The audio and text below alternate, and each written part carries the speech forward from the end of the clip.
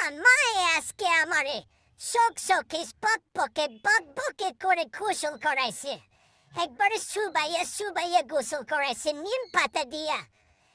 দেখো আমার চেহারাটা দেখো, এই শীতকালে কেউ গোসল করে? আমার একবারে হলুদ হলুদ করে ফেলছে আমার মায়ে। তারে আমি কেমনে বুঝে শীতকালে বাচ্চারা গোসল করে না? আরে যেখানে বুড়া মানুষ গোসল করে না সেখানে আমি তো এখন উস্তেদা বাচ্চা।